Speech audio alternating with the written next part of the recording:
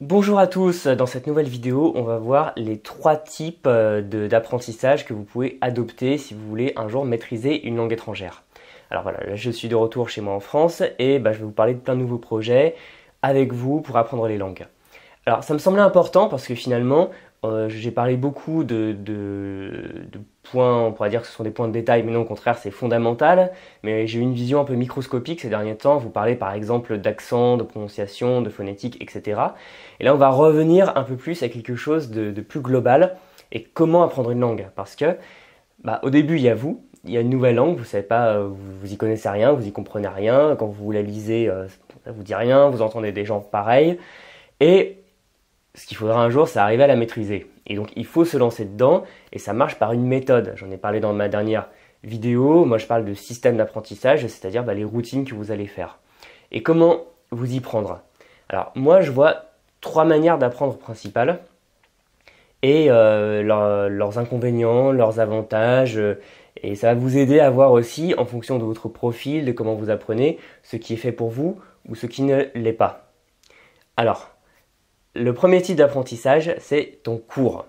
C'est le choix qui est évident parce que la première fois qu'on apprend une langue, généralement, c'est soit à l'école primaire, soit au collège. On va avoir un prof en face de soi qui va faire un cours à plusieurs personnes, la classe. Et c'est ainsi qu'on se retrouve par la suite, très souvent, quand on veut apprendre une langue, à chercher un cours. Donc ça peut être un cours en collectif, par exemple comme à l'école, comme à la fac, comme à des cours du soir, vous avez un prof face à plusieurs personnes, ou alors des cours particuliers avec quelqu'un qui est juste là pour vous. Donc dans les deux cas, ce qui va se passer, c'est que vous allez avoir une personne qui a un scénario pédagogique à vous proposer, qui se dit, bon, pour que cette personne apprenne une langue, je vais faire les actions suivantes. Ça peut être plus ou moins rigide, par exemple, dans l'éducation nationale, il y a des programmes, on ne peut pas trop tricher avec, ou alors ça peut être beaucoup plus souple, vous avez des profs particuliers, dont certains que je connais, qui s'adaptent vraiment sur mesure à leurs élèves et qui leur créent des ressources, enfin qui leur prennent plutôt des ressources adaptées à leur niveau, à leurs intérêts, etc.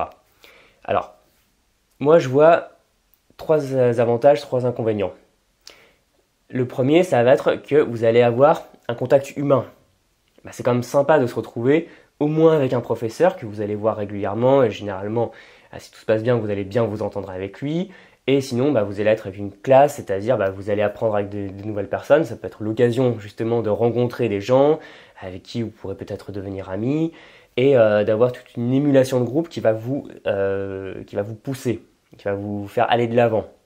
Ensuite, l'autre avantage qui est quand même non négligeable, c'est d'avoir une personne qui va vous aiguiller, qui va répondre à vos questions, qui va avoir tout un ensemble d'actions à faire et qui va vous les proposer chaque semaine ou plusieurs fois par semaine.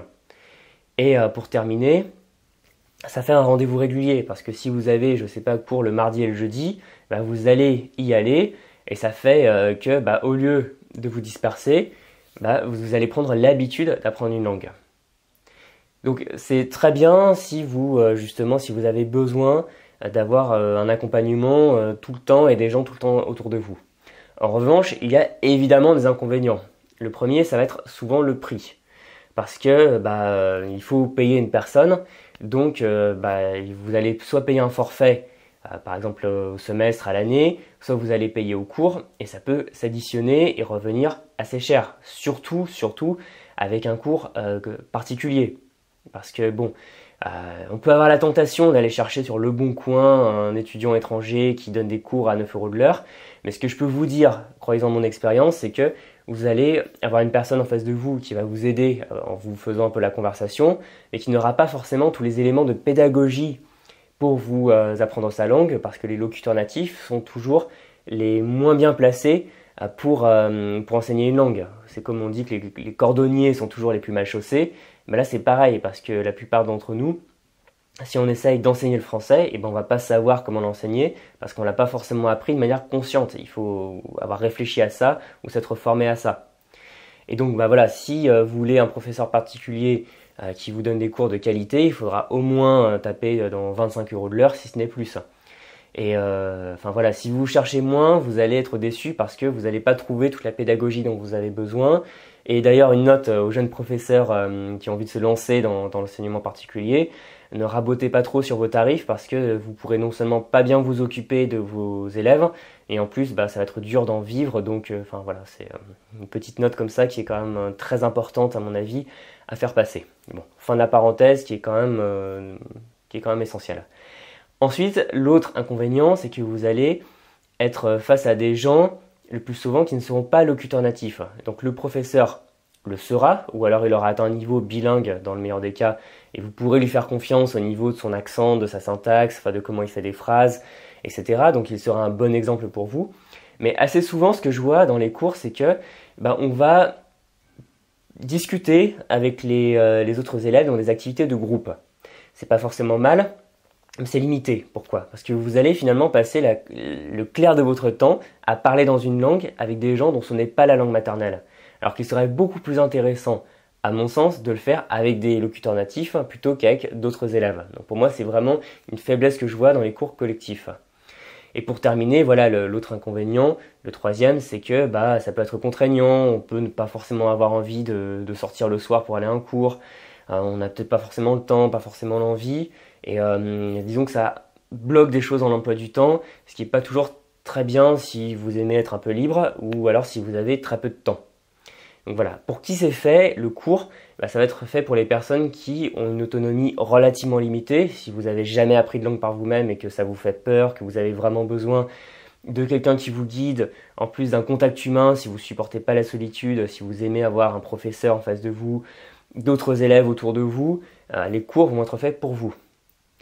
La deuxième manière d'apprendre, c'est être en autodidacte. Donc ça vient naturellement aussi, parce que vous voulez apprendre une langue, vous vous dites, comment faire? Vous allez aller sur Internet, ou vous allez aller dans une librairie, vous allez regarder les logiciels, les méthodes, etc. Et au bout d'un moment, vous allez choisir quelque chose, par exemple prendre une méthode, l'emmener chez vous et commencer à apprendre seul. Donc on y vient aussi, et ça va... La grande différence avec les cours, c'est que vous n'aurez pas une personne en face de vous. Vous aurez des supports qui auront été déjà créer, c'est-à-dire soit une méthode type Assimil, Teach Yourself, Pimsleur, etc., soit un logiciel, une application du style Duolingo, Babel ou autre, et vous allez apprendre par ce biais. Ce qui ne signifie pas, attention, que vous allez être forcément seul, parce que vous pouvez très bien ensuite parler avec des locuteurs natifs. Simplement, vous n'aurez pas un tuteur, vous n'aurez pas un professeur, quelqu'un qui va vous guider au jour le jour. Donc là aussi, c'est une formule qui a ses avantages et ses inconvénients. Le premier avantage que je vois, c'est que vous êtes libre, vous faites comme vous voulez, vous décidez de la manière de faire, vous avez personne derrière vous, dans votre dos. Ensuite, l'autre avantage, c'est que c'est généralement beaucoup moins cher. Bon, ça ne veut pas forcément dire que c'est gratuit, parce qu'il faut bien investir, je sais pas, dans une méthode, dans un abonnement, un journal, à des podcasts, à des ressources. Parfois parler avec des locuteurs natifs qui vont vous facturer la séance, ça peut arriver. Donc c'est pas forcément... ça ne veut pas forcément dire apprentissage gratuit là non plus. Mais si vous comparez au fait de voir un prof particulier 2 heures par semaine à 25 € de l'heure, ce qui fait 50 € par semaine, donc 200 € par mois, etc., ça revient généralement moins cher. Donc si vous avez des ressources limitées ou que vous voulez mettre vos ressources ailleurs plutôt que dans l'apprentissage d'une langue, c'est quand même la façon de faire qui est la plus économique. Et ensuite, le gros avantage que je perçois, qu'on ne voit pas forcément tout de suite au premier abord, c'est que ça va vous donner énormément d'autonomie maintenant et par la suite. Donc si par exemple vous apprenez l'espagnol en autodidacte, ça va vous donner la discipline, la motivation, les méthodes pour apprendre l'espagnol que vous pourrez ensuite réutiliser pour apprendre l'allemand, le suédois, je sais pas. Bref, ça va vous rendre vraiment autonome et ça va vous permettre d'apprendre à apprendre. Et ça va vous permettre d'aller beaucoup plus loin par la suite. Maintenant, ça a aussi des inconvénients. Le premier, c'est évidemment la solitude. Vous allez être très souvent seul face à un livre, face à un logiciel, vous n'aurez pas d'humain en face. Ça peut être très démotivant, surtout si vous aimez le contact humain, même si, bien sûr, on peut aller chercher les locuteurs natifs, mais il y a beaucoup de gens en fait qui se découragent juste parce qu'ils sont tout seuls. Et autre inconvénient, vu qu'ils sont tout seuls, il n'y a personne pour vous guider, il n'y a personne pour vous dire si tu fais bien les choses, si tu fais pas bien les choses, donc vous n'avez pas le suivi bienveillant d'un professeur ici. Vous êtes libre à vous-même et si un jour vous décidez de ne pas vous exercer sur votre méthode, personne ne remarquera et au fur et à mesure vous allez laisser tomber et vous démotiver. C'est aussi simple que ça, il vous manque quelqu'un pour vous aider. Et troisième inconvénient, c'est qu'il y a beaucoup de ressources, beaucoup trop. Mais comment les utiliser? Parce que finalement, ce que je vois, c'est que si vous voulez apprendre l'anglais, l'espagnol, l'allemand, etc., vous avez tout ce dont vous avez besoin. Vous avez plus de ressources même que ce dont vous avez besoin.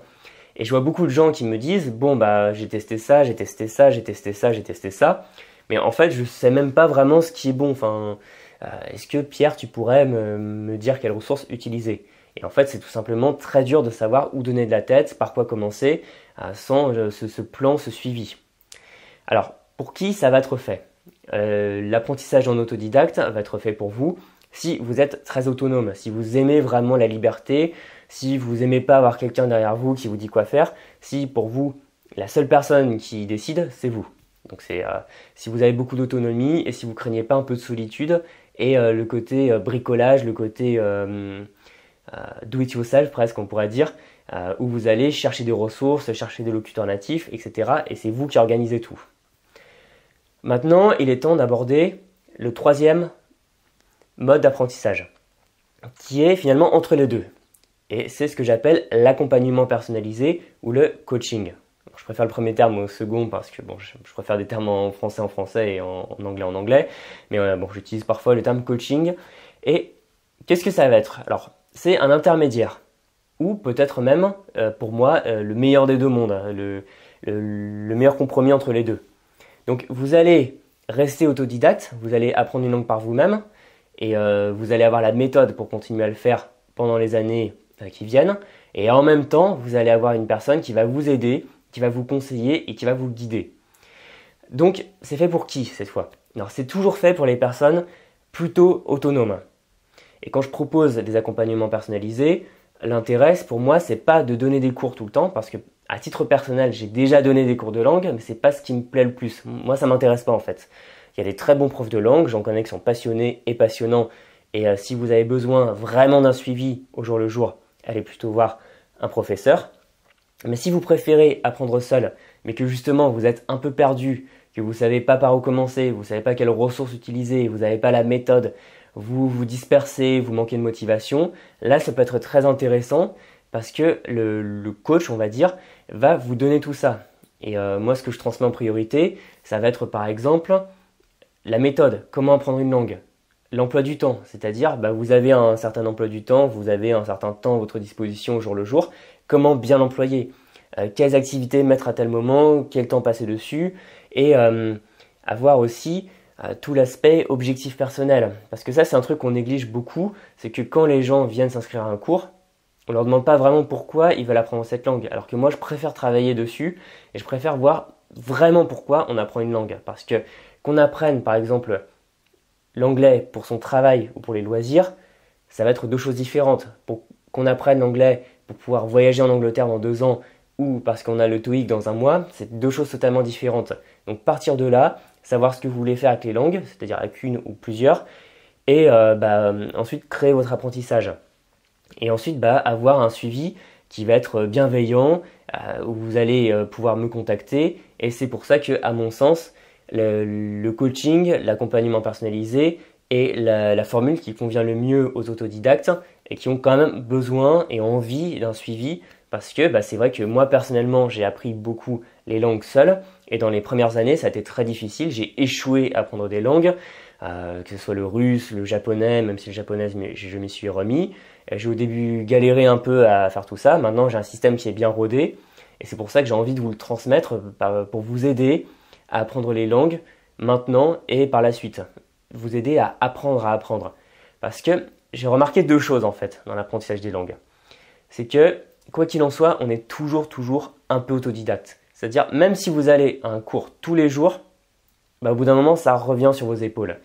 Il ne faut pas aller à un cours en vous attendant à ce que le professeur vous enseigne une langue dans le sens où il va faire rentrer des connaissances dans votre cerveau et tout sera en pilote automatique. Non, parce que vous aurez besoin, avec vos besoins, votre sensibilité à vous, votre manière de faire, d'acquérir la langue par vous-même, même avec l'aide d'un prof. Et ensuite, même quand on est en autodidacte, on n'est jamais seul. parce que moi je considère qu'une langue ne s'apprend pas seule. Si vous restez seul dans un apprentissage, il va être raté dans tous les cas. Il faut voir des locuteurs natifs, faire contrôler votre prononciation, qui vous dit si c'est bon ou pas, qui vous fasse la conversation, qui vous dise si vos phrases sont correctes ou pas, qui vous donne une meilleure manière de dire, etc., etc. C'est pour ça que finalement, la formule d'accompagnement, c'est ce qui me semble le plus adapté à la majorité des apprenants, parce que vous avez le suivi, vous n'êtes pas seul, et à la fois, ça vous donne toutes les armes pour continuer à apprendre en autodidacte.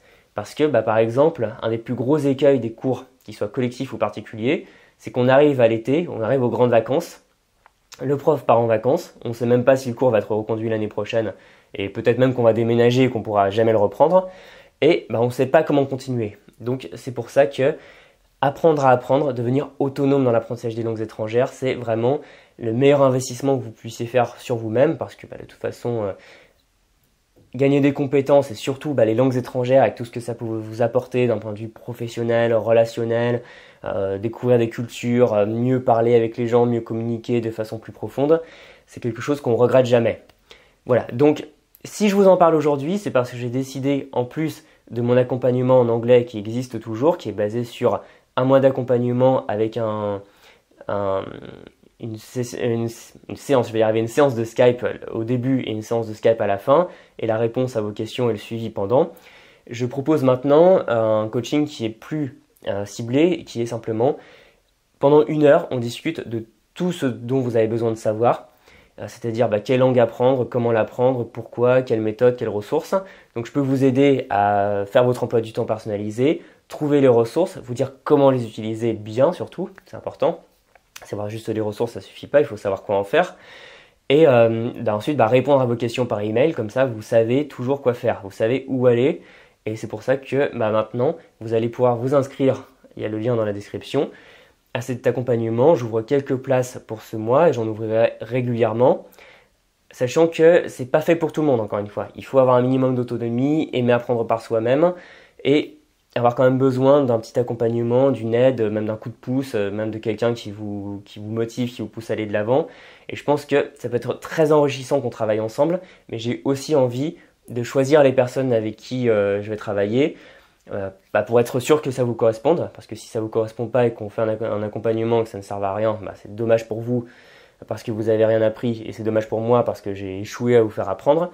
Donc il y aura des places ouvertes de temps en temps en fonction de mes disponibilités, et il faudra répondre à quelques petites questions, et comme ça on verra si on peut travailler ensemble, et ce sera avec grand plaisir que je vous accompagnerai dans ce merveilleux projet qui est l'apprentissage d'une langue. Alors encore une fois, vous avez le lien ici, vous aurez très bientôt le lien sur le blog à demeure, vous pourrez voir s'il est possible de réserver une session de coaching d'1 heure avec moi, avec l'accompagnement qui par email par la suite. Et on se dit à très bientôt, peut-être en coaching sur Skype ou sinon dans une prochaine vidéo. Salut!